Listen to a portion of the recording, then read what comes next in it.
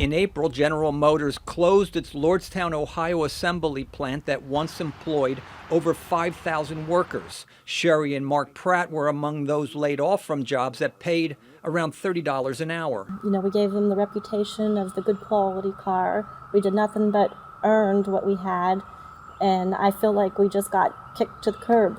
Some of the production is expected to move to Mexico, where workers earn much less, about $2.30 an hour. Many of these GM workers voted for Donald Trump in 2016. Make America great again. At a rally in 2017 in nearby Youngstown, President Trump promised that factory jobs are all coming back. Mark Pratt says these were empty promises. He didn't do anything. I don't give him credit for anything. He didn't come out here. He didn't do anything for us. He just talked about it. But John DeBernardo, who worked for GM for 25 years before he was laid off, has mixed feelings about the president's efforts to protect American jobs. I credit Trump for putting our name in his mouth. I credit Trump for getting the message out there and actually talking about it.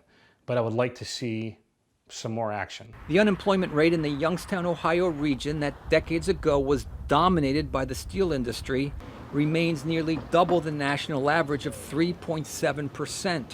But there are manufacturing job openings at local companies such as Summer Garden Foods, which makes specialty pasta and barbecue sauces.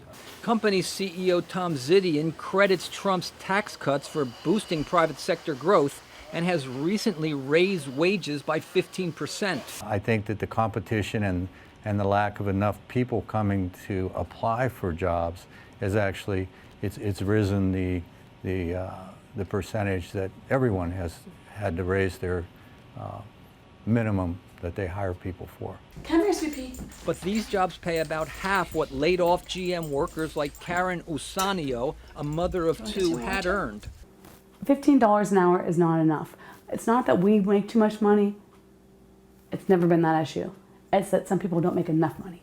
Business is also expanding for City Machine Technology in Youngstown, which repairs heavy equipment for construction companies and factories. Youngstown officials say getting people vocational training necessary to qualify for these skilled labor positions is a major challenge. Geno Difabio, a forklift driver for the company, remains an ardent Trump supporter despite the high regional unemployment and GM layoffs. President Trump has done more screaming about America first, putting tariffs on to bring jobs back here. The guys at GM, and many of them do, they can't say it out loud, but many of them do have supported and still do support the president. The lifelong Democrats switched parties to vote for Trump in 2016 and appeared with the president at the 2017 Youngstown rally. Brian Padden, VOA News, Youngstown.